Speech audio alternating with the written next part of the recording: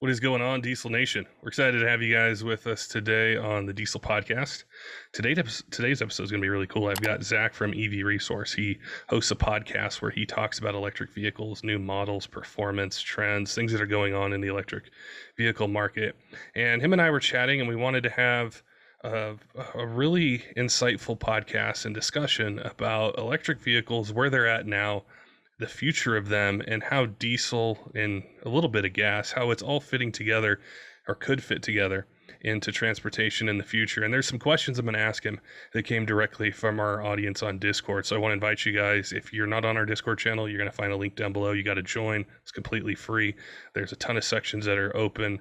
You can just jump in, start showing off your truck, ask questions, suggest episodes. There is a section there as well for our Patreon subscribers, which you unlock when you become a Patreon member. So if you're looking to be even more involved in the podcast, have your truck be part of the cover, or be able to support us, chat with myself, be a producer for an episode, there's a lot of cool ways. Both those links are going to be down below for you.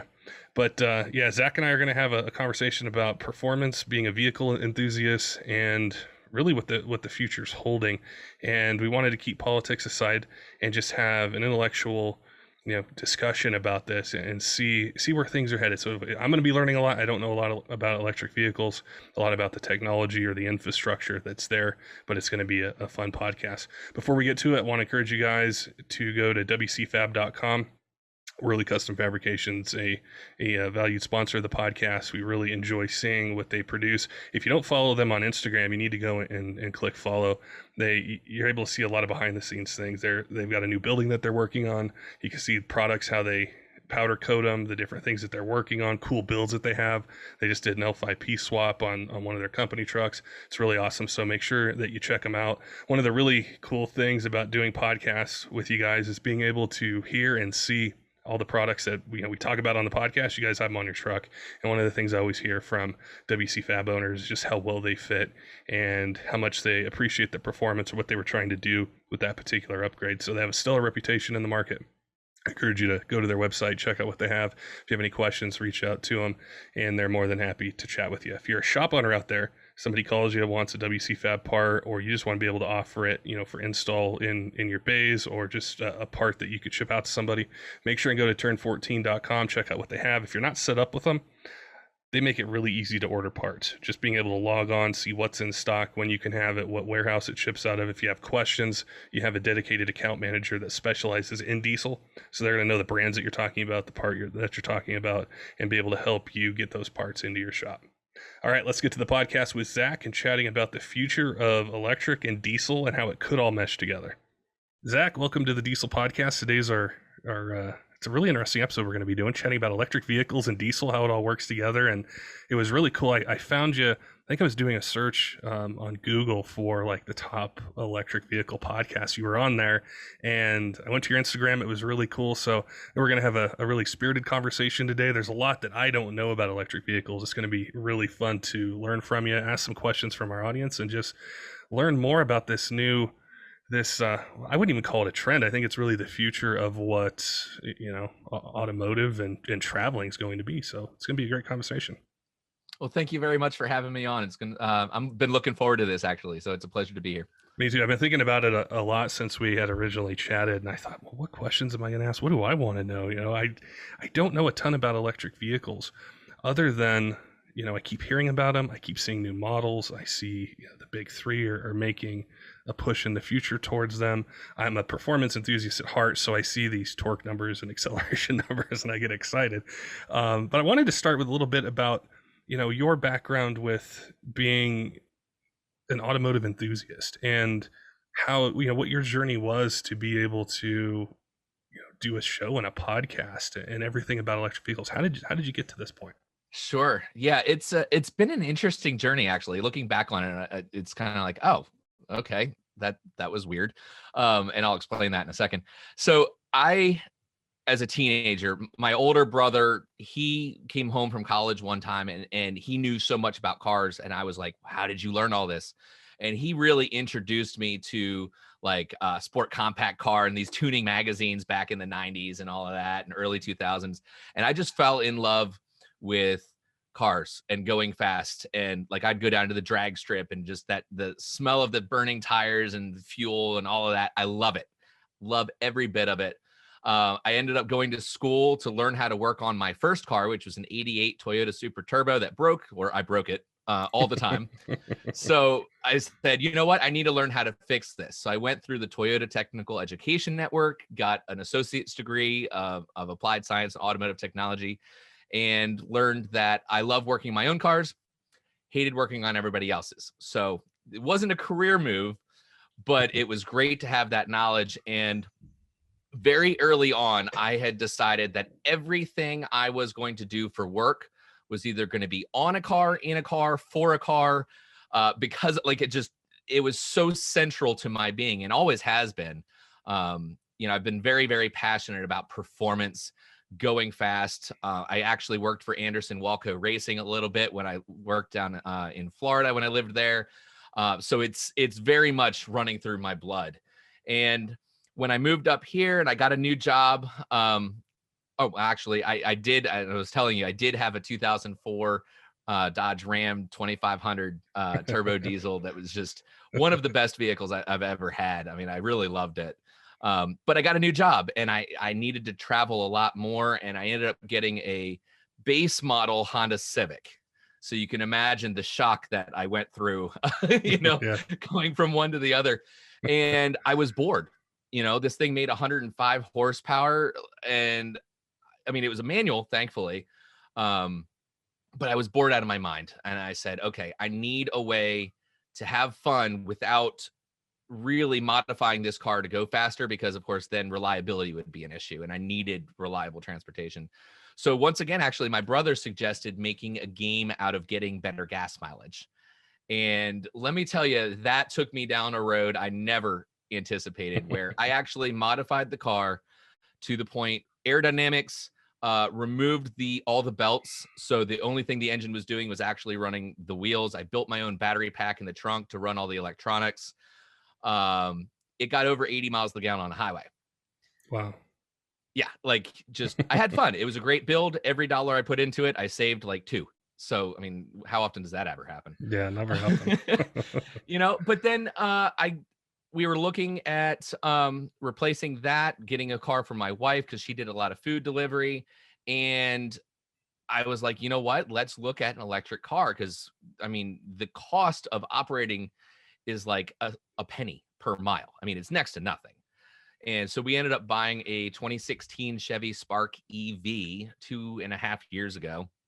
And I knew a lot about EVs. I mean, I'm a technical person. I do my research. I want to know what I'm getting into. But even then, I didn't realize how much I didn't know. You know, there was so much that the first month of owning that car that I was like, oh, okay, that would have been good to know. I mean, it didn't really change my mind about it. But it definitely was eye-opening. So that's actually how I started EV Resource, in the podcast. And originally it was just supposed to be a web page that people could get information on. It wasn't supposed to be all this other stuff. And now it's just evolved so much. And EVs have really become a passion because primarily the money savings, from the financial aspect, they really, over the life of the car, can save people a lot of money. But ultimately, it's a new and exciting technology that outperforms anything else for the most part. There are obviously some gaps. There are definitely some areas that will be improved. I have full confidence that, over the coming decades, that we will see the niche needs taken. EVs will fill that. Right now, they're primarily targeting, the majority of people, like 80% of the people, because most people don't drive more than 39 miles a day. That's their commute to and from work, maybe going around getting groceries. So it's interesting. People think they need, a 700-mile car. That's a lot of batteries to be, and therefore weight to be hauling around with you all the time. So I think we'll see those vehicles, but that's not going to be the majority that are on the road. That's a really good insight, because a lot of, when I was preparing for this podcast, and we have a Discord channel where a lot of the podcast fans are on there, and I said, hey, I'm going to do an episode, chatting with a podcast host that, specializes in EVs, and we're going to just chat about the future of that and diesel and all these things. And they approached it from a different angle of, well, how can I need to go farther than 250 to 300 miles, or how am I going to, travel from state to state to state? And I was thinking about that, and then I was doing a little bit of research on the Ford F-150, the Lightning, the electric one that they have, and they were saying, like 3/4 of the F-150 owners aren't going to exceed that range of that electric vehicle in a week. And it started to get me to think about, how much do we really commute, and how does this electric vehicle trend fit into everybody's everyday life. And it was really insightful what you just said about how it is right now. It's not like it's completely finalized. It's reached the peak of its technology and everything. It's still very new, but it's exciting. When I think back to what was an electric vehicle, I don't know when they first came out or hit the market, but they didn't really appeal to me. Like visually, they didn't really capture my attention. And then I've started to see more Teslas on the road, and I'm like, that's a really nice car. Like, I like the lines of it. I don't hear anything, but they look quick. I mean, they accelerate pretty fast, and it started to get those wheels spinning as far as, performance or just excitement at driving something. We all want that, no matter whether we drive a pickup truck or a car or whatever it might be. We like the thrill of acceleration. We like the performance or the handling or just different parts of it. It's that driving experience. Yeah. Yeah. I mean, there's a reason that theme parks exist. People love the thrill of a roller coaster. So why not have that in your garage too? I mean, it's one of those things. And of course, the fastest accelerating production vehicle in the world right now is electric. And you can get that for less than $150,000 to be able to run low nines in the quarter, 0 to 60 in roughly 2 seconds or so, depending on whether you're counting the 1 foot rollout or not. I mean, it's insane. The power that you can get, the performance for so little money. You used to have to spend millions of dollars to have a vehicle that stock would be able to perform like that. Now, of course, you can modify something, but then are you going to be able to daily drive that, or pick up the kids and go to swim practice in a car that's got 1,000 horsepower? I mean, it's just, it's insane to think of how far we've come just in the last decade. But I mean, honestly, the way I see EVs fitting into the future for most likely the majority of your listeners is not to replace anything, but an addition, because if you're running your groceries or you're commuting to and from work, why not do all of that with an electric car and then save, the truck for when you need it, or if you're driving 700 miles in a week or whatever, I mean, there's going to be those occasions where, you'd probably find that a lot of people would save a decent amount of money, even to the point where it would pay for the car itself, just because you're not spending all the money on maintenance and fuel for the other vehicles, and then save them, preserve them, keep them in better shape. Don't put all the miles on a car that you love, put it on an EV that with they don't have as many parts to break. There's very little maintenance. In 2.5 years, the only money I've put into my car has been front tires and washer fluid. Wow. I mean, it's insane. Well, that's a really good topic. I'd definitely like to learn more about, is as far as the maintenance costs, because that was kind of one of the questions that somebody had asked me, for this episode was, they're used to the oil changes, and this is whether it's gas or diesel. They're used to oil changes. They're used to all these different things that you just got to do, per year. But as far as, having a daily driver commuter, is there sort of an average that you could point to and say, this is going to be your average maintenance costs per year for this vehicle, and not taking into account necessarily charging it, or maybe you can, what it would cost to charge a vehicle, per week to commute it. I think that's really important too. I think to have, our audience understand how this is all fitting together in the future of automobiles is. So in terms of fueling and maintenance and repairs, not the vehicle cost itself, taking out the payment or insurance, things like that, but just the operating costs. Typically what I'll tell people is to calculate 0.5 cent to 1.5 cents per mile. And that's what you can expect from an EV in terms of operating costs. So if you drive, 50,000 miles, we'll call it what, $50? Was that 1 cent per mile? I don't know. I'm doing the math off the top of my head. Somebody with a calculator correct me if I'm off. But even if it was $500, I mean, it's pennies compared to any vehicle that uses an internal combustion engine. So, yeah, for people that need the sound and the smell of a car in order to consider it to be a fun experience, well, great. Then keep that. I don't really experience the fun when I'm sitting in rush hour traffic. So for me, it's better to have a car that's just smooth, quiet, doesn't vibrate, so I'm not exhausted at the end of a road trip or something like that. The strangest, and I've known that EVs are better for road trips in terms of how you as a human being feel by the end of it. But I only experienced that recently. I rented a Tesla Model S off of Turo, of all places. So somebody else's car that I just, rented it, and drove from Virginia to Florida and back. And I drove overnight to get down to Florida, and I just took little cat naps while the car was charging. I didn't sleep, just took little naps. I got to Florida in the morning and I was wide awake. I felt rested, not tired at all. When you go on a long road trip, typically your whole body kind of aches and you just feel sore.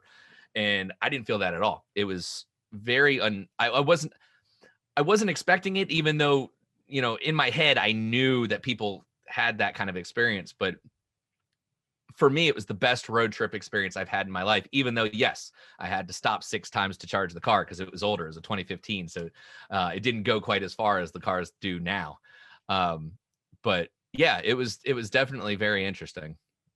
What do you find when you're traveling as far as the availability of being able to charge a vehicle? Like, are there places or resources you can go to ahead of time so you know exactly what your stops are going to be and how much time's involved in the charge? Absolutely. Yeah. Older cars, unfortunately, don't have it built in unless it's a Tesla, and they are just, I'll set them aside temporarily. And I like to set Tesla aside a lot because people don't realize there's so many other options. The older vehicles do not have the chargers built into like the navigation. So when you enter in your destination, it will tell you where you need to stop. Newer EVs like the Mach-E, the Ford SUV that has it in there, the Porsche Taycan, all of the Teslas, those are going to have that built in. For me, with my car, if I'm going on a longer trip, I use an app called PlugShare. And it's basically an open source, although it was just recently bought by a charging network. So we'll see what happens. But it has been open source where people can report a charging station, and also users can rate the charging station based on if it's working or how well it's working. So that's really good because you have a trip planner built into that where you can actually plan out your trip based on the car that you're driving and weather conditions, and kind of, if it's winter, obviously you're not going to have the same range. So you can actually scale that back and set it however you want. Teslas, they make it so easy. I mean, honestly, it's insane where you just put in your destination and it will tell you every stop along the way what your percentage of battery when you get there and when you leave, what time it expects that you'll be there. They've really designed all of the thinking into the computer on the car. I mean, they made it super easy. So if you were to ask me, the best road trip vehicle is going to be a Tesla Model S. It makes it easy. Absolutely. I mean, that's really just the best part of that. It makes it absolutely easy.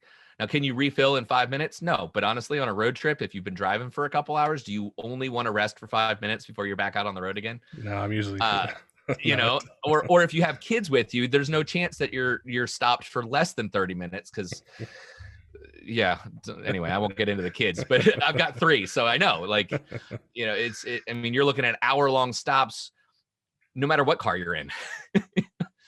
So yeah, it's definitely, it's getting there. I think the biggest thing that we need for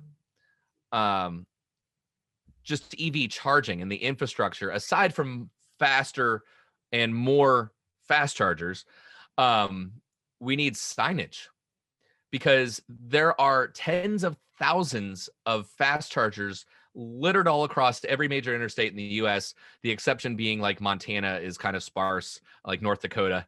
But pretty much everywhere else, like if you're going on the East Coast up and down I-95 or the West Coast up and down 5, or across on like I-70 or the Southern Route, Route 10, they're all over the place. People have no idea. You know, if you're not looking for them, if you aren't thinking about it, you're never going to really see them, because they're in the parking lot of Walmart. They're not at the gas station on the corner. They're where people are going to be shopping or eating.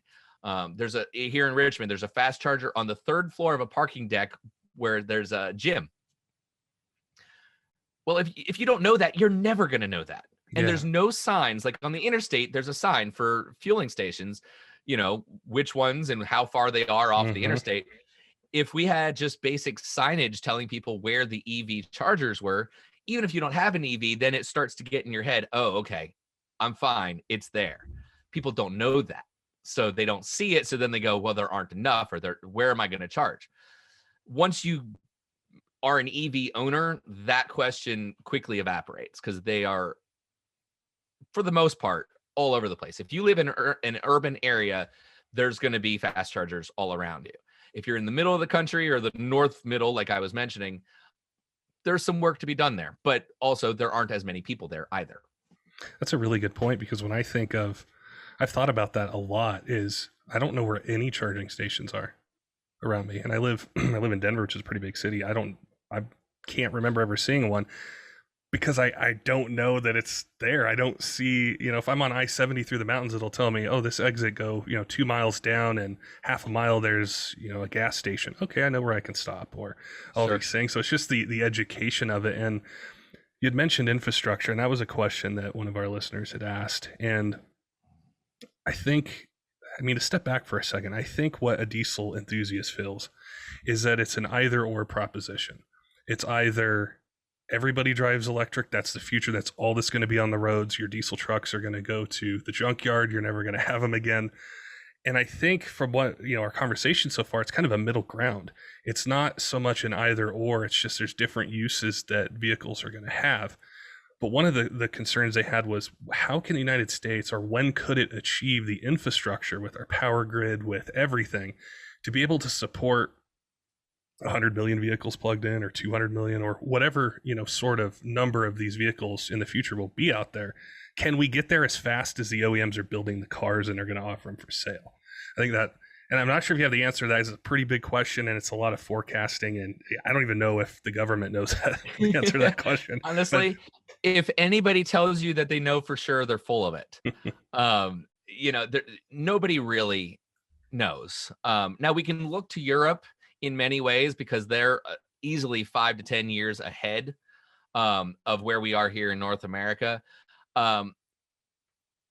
That transition is not going to happen as quickly as, for example, the US government would like to see it, or California would like to see it. It's not possible to do that. I mean, there's 100 million vehicles sold every year, and right now 2% of them are electric. You're not going to transition to 100% of those vehicles being sold in less than 10 years. It's just not, maybe I'm wrong. I don't know. I don't see how that's even possible. But to answer your question about the grid, that needs to evolve and grow as well. And luckily, because that transition to electrified transportation isn't going to happen quickly, we've got time to build and grow. We're in a weird kind of stage of the process right now where, honestly, for the next 5 to 10 years, it's going to be awkward, because most likely there will be too many EVs on the road for the chargers that exist. Right now, fast charging networks, it's not a profitable business. There isn't enough people using them. So you don't have a lot of private companies entering into that space to fill the eventual need. They don't have the money and the cash reserves to just wait it out. where the largest networks, EVgo or Electrify America, they have been formed with, I mean, Electrify America was formed because of the Dieselgate scandal. I shouldn't say that, but Volkswagen's taboo where they were cheating.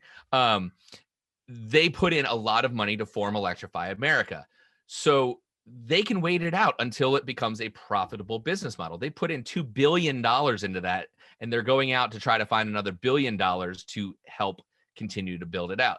So until it's profitable, there's going to be a few years where we have too many EVs for the chargers that are available when it comes to fast chargers.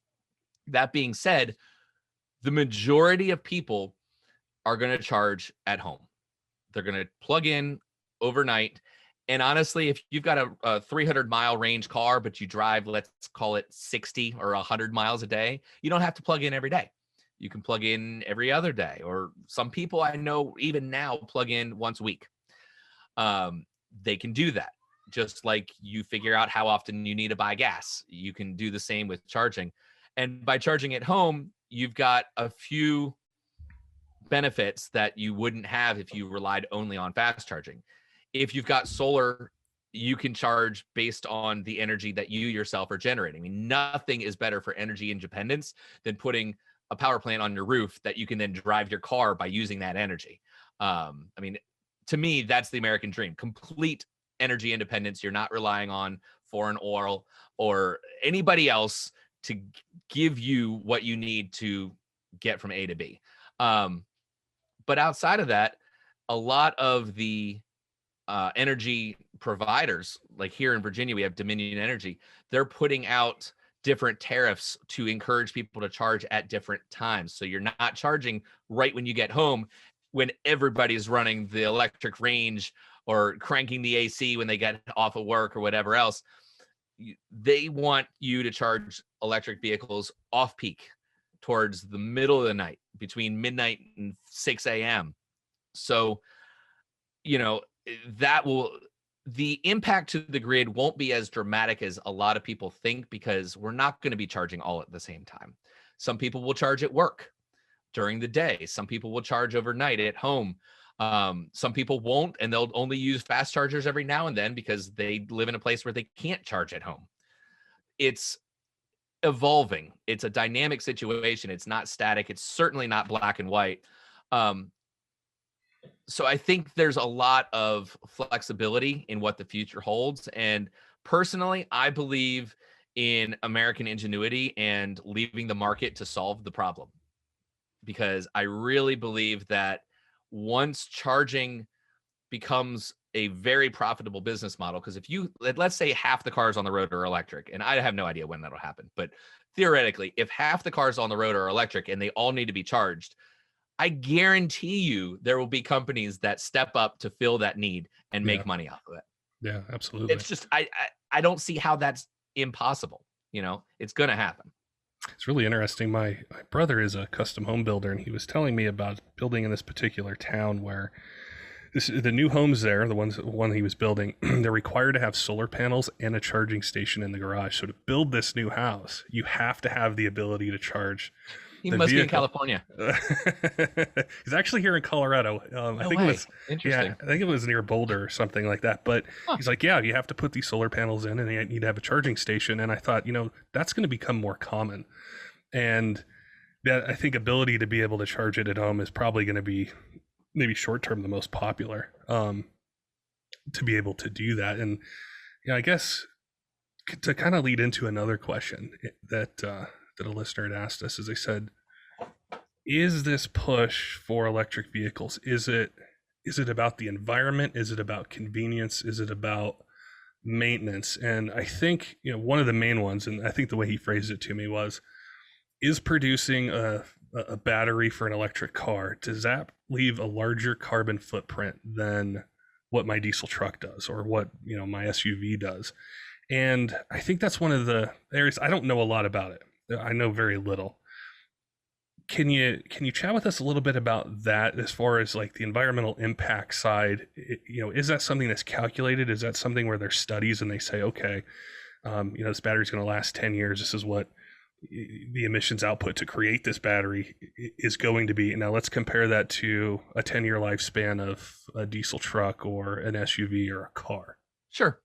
And a little caveat, the environmental side of things is certainly not my passion behind EVs. So I don't have all of the information memorized. I can't just pull it off the top of my head. There are studies. A recent one was done by the ICCT, and that's the International Council for Clean Transportation, I believe. They have found, and they are not the only study, I mean, they're the latest that I've come across, that after about a year or two, electric vehicles do have a smaller amount of total emissions over the life cycle of the car, from considering the input of making the batteries and all of that, all the way through owning the car, all the way to the very end. So yeah, I mean, it's the myth that EVs are dirtier is that it's a myth. That is, they are cleaner and better for the environment. For me, I actually, and I'm going to kind of pivot slightly. It's all about air quality where we live. You know, I want my kids to breathe the cleanest air possible. And I think any parent would say that. So in the city where I live, I want that air to be as clean as possible. I'm one of the few EV folks that doesn't mind if it's charged on coal power, because the coal power plant isn't where I live. It's, 10, 30, 40, 50 miles away. Now, that being said, you can generate electricity in many, many different ways, some of them cleaner than others, of course. And EVs are able to take advantage of that, where there's only so much that you can do to clean up the air and the exhaust coming out of an internal combustion engine, whether it be gas or diesel. And they've made many improvements, but you're still burning things. I wouldn't want to breathe that air. I don't know anybody that's going to stick their head down next to an exhaust pipe, take a deep breath and go, that was great. So it's like, it's one of those things where I'm like, okay, why would we want that generally? There are certainly people that are going to make the argument about climate change and the environment and the planet as a whole. I'm not going to really get into that. It's just not my thing, but there are many studies, people can find a lot of stuff on both sides. I think a lot of it's been politicized too much. I wish we could take the politics out of the argument for making a better future. It's just you have people that are so polarized that nobody wants to listen to each other anymore. But why not have both? Why not have a future where we have the things that we love and can retain that? If somebody put I don't know, I'm just a Ford GT40 in my driveway. First, thank you. But it's not that I would be like, oh no, it burns gas, let me get rid of this car.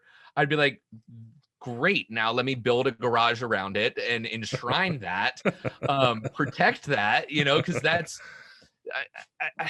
too many people, I think, in the EV community are also so gung-ho about getting rid of internal combustion engines, and that bleeds into the politics, the political aspect of that, where I think it's become the popular thing to hate on the status quo of the way things are.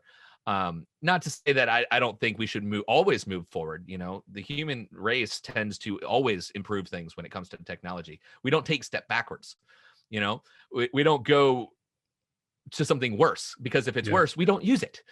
So in that way, I think EVs are the better option for many, many, many different use cases. All of them? No, not yet. What I'm worried about is the governments that are saying you're not allowed to drive a gas or diesel car. Like London, for example, they're banning gas and diesel vehicles, where if you drive that into London, you're going to have to pay an extra fee just to drive there. I don't know. I wouldn't say that's the right way to handle it, but that is happening. Yeah. Will we see that here in the US? Likely in California, just because they tend to push for that kind of thing. I know Colorado is actually making some pushes that way too. Sorry. But overall, I think there's a part of who we are that makes us American that, we love our toys.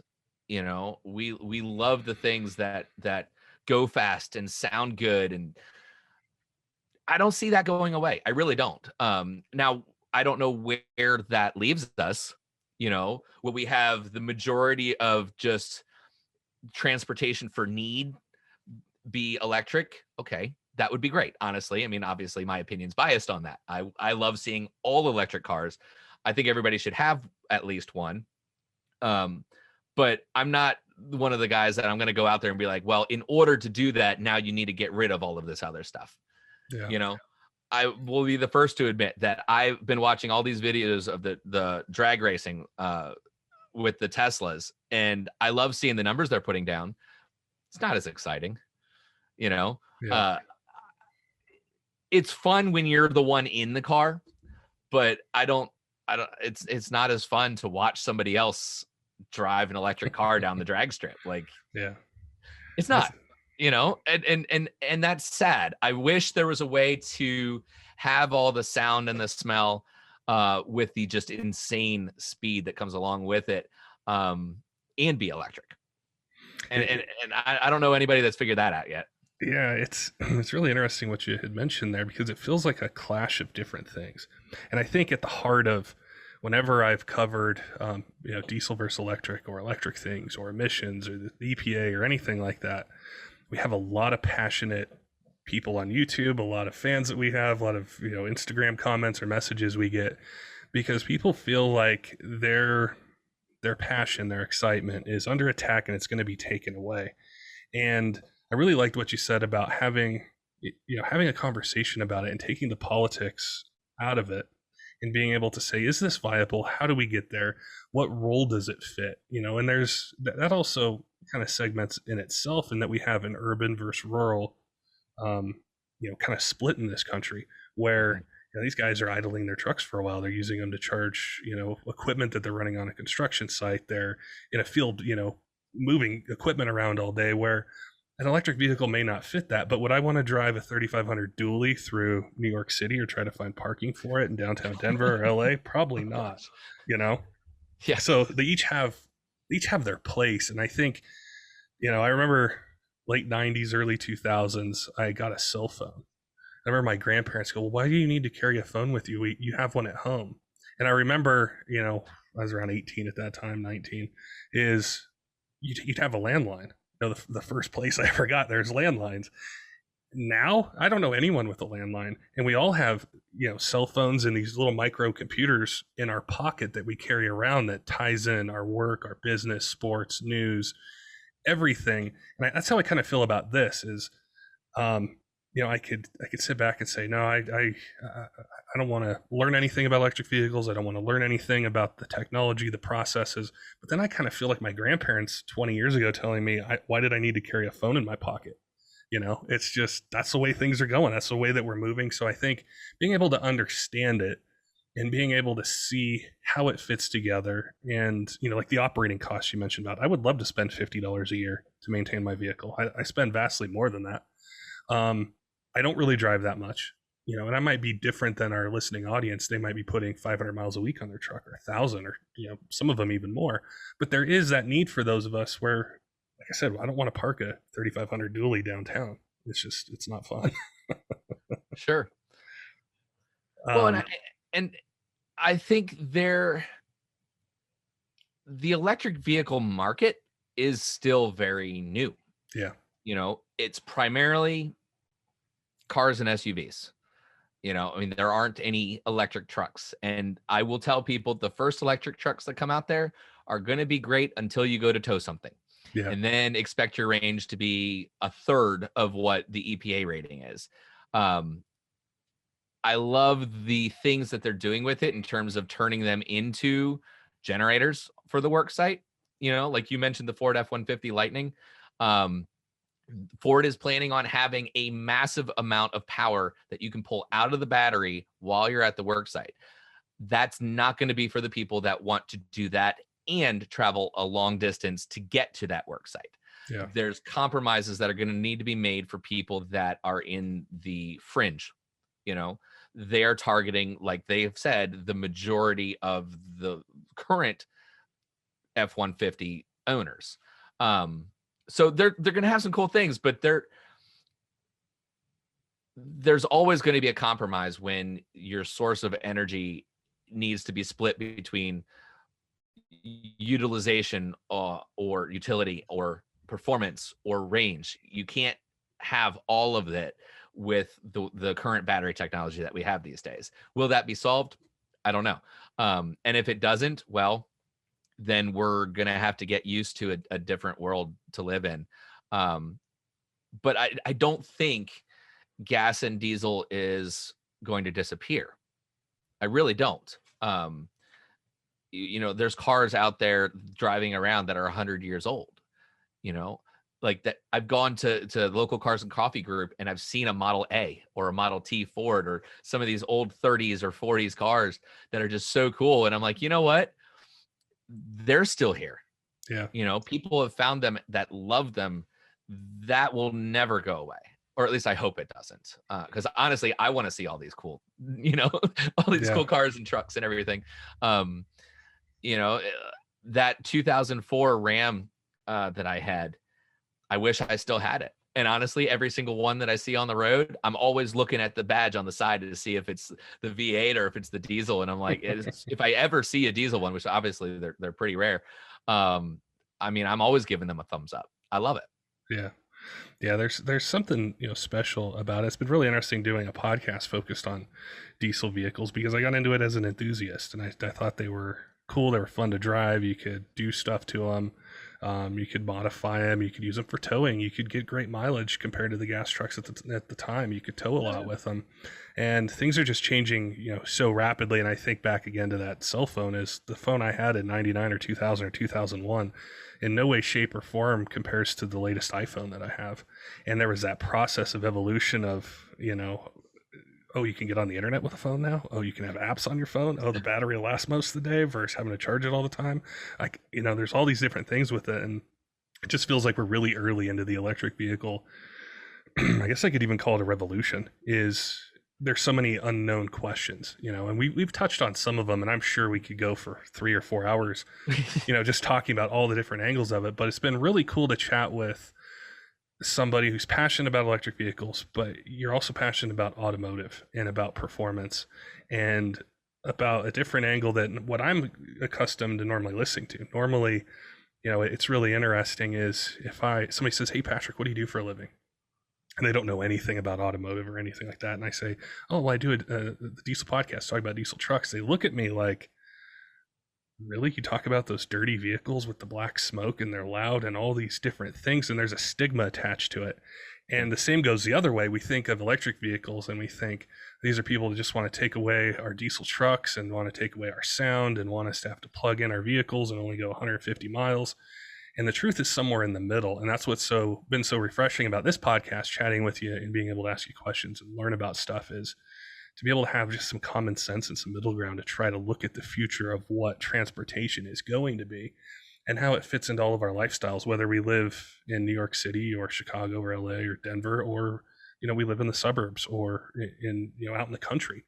It's how does this all fit together? So it's been really cool to chat with you, hear your story about it. And I know there's going to be people that listen that say, "Hey, I want to know more what Zach's doing. I want to learn more about electric vehicles and see, listen to his podcast." What are ways that people can connect with you, connect with your page, and be able to hear the content that you're producing?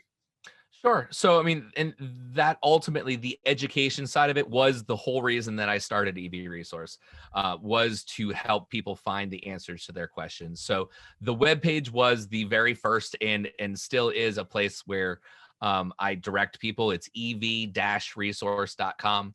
I've got a podcast section, so you can listen to all the podcasts. Of course, you can also find the EV Resource podcast on the major podcast platforms, also on YouTube. And there's a monthly digital magazine. So you can always email me, which is hello@ev-resource.com, and sign up for the monthly magazine. It's digital, so it just gets emailed right to you. And that's primarily it. If you're on the East Coast, we are putting together an event at Dominion Raceway in October. So there's a thing on the webpage about that, but you can also go to electricvehiclefest.com for all the information on that, because I just want to throw a big party. So, get some an excuse for some track time. So that's going to be fun. I'm looking forward to that. Well, like I said, Zach, it was a pleasure to chat with you. I appreciate you helping to educate myself and our audience, and we'll have to do another one of these in the future and catch up and see what kind of new things are out there in the EV world and some of the technological advances that are happening. That'd be great. I'd like that. Don't forget, diesel fans, make sure and head on over to wcfab.com. Check out what Wehrli Custom Fabrication has for your truck.